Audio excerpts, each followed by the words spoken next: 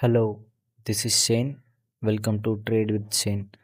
நம்ம இன்றைக்கி சேனலில் என்ன பார்க்க போகிறோன்னா, ஃபேர் வேல்யூ கேப் எப்படி ட்ரேட் பண்ணுறதுன்னு பார்க்கணும். இதில் எப்படி பண்ணுறதுன்னு நீங்கள் நார்மலாக பாருங்கள். நான் அதை பிரேக் டவுன் பண்ணுறேன். ஃபஸ்ட்டு வந்து 3 கேண்டில் ஸ்டிக் பேட்டர்ன் நார்மலாக ஃபார்ம் ஆகிருக்கும். அந்த ஃபார்ம் ஆனதில் வச்சு ஃபஸ்ட்டு வந்து நம்ம ஃபேர் வேல்யூ கேப்பு ஜோன் வரையணும். அந்த ஜோன் வந்து கரெக்டாக மேலே வந்து தேர்ட் கேண்டில் டாப்பில் தான் வந்து நம்ம என்ட்ரி கொடுக்கணும். என்ட்ரி லெவல் அந்த இடத்துல தான் என்ட்ரி எடுக்கணும் பிரேக் ஆகும் மோஸ்ட்டில். அதுக்கப்புறம் ஃபேர் வேல்யூ கேப்பில் இருந்து நெக்ஸ்ட்டு தேர்ட் கேண்டில் இருந்து கீழே ரீடெஸ்ட் ஆகும். ரீடெஸ்ட் ஆகுறது எப்படி ரீடெஸ்ட் ஆகும்னா, அந்த ஜோனுக்குள்ளே வந்துட்டு திருப்பி மேலே ஏறும். மேலே ஏற மோஸ்ட்டில் ஹேமர் ஃபார்ம் ஆகும். ஏன்னா புல்ஸ் வந்து டேக் ஓவர் பண்ணுறாங்க திருப்பி. அதே மாதிரி ஒரு என்கல்ஃபிங்கும் வரும்.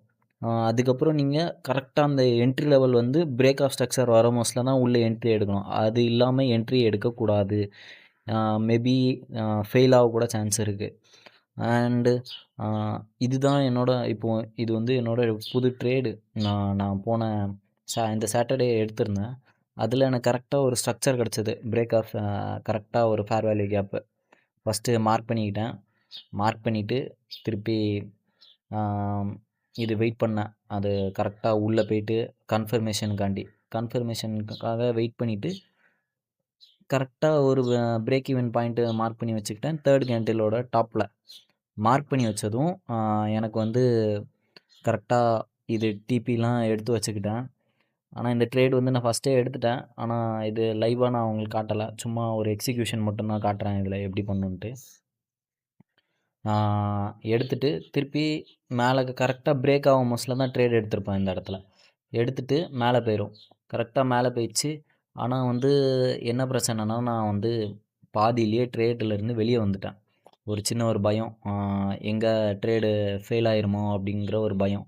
அப்படிங்கிறதுனால ட்ரேடுலேருந்து வெளியே வந்துட்டேன். அண்ட் இதில் நீங்கள் பார்த்துருப்பீங்க. இதில் லிக்யூடிட்டினால திருப்பி அதில் வந்து மேலே போயிருக்கும். ஹேமர் ஃபார்ம் ஆகிருக்காது. ஆனால் வந்து புல்ஸ் வந்து மேலே ப்ரெஸ் பண்ணியிருப்பாங்க.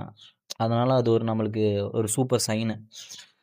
நான் ஃபஸ்ட்டே ட்ரேடை விட்டு வெளியே வந்துட்டேன். கரெக்டாக அந்த கேண்டிலோட பெரிய விக்கில் இருக்க மோஸ்ட்லியே வெளியே வந்துட்டேன்.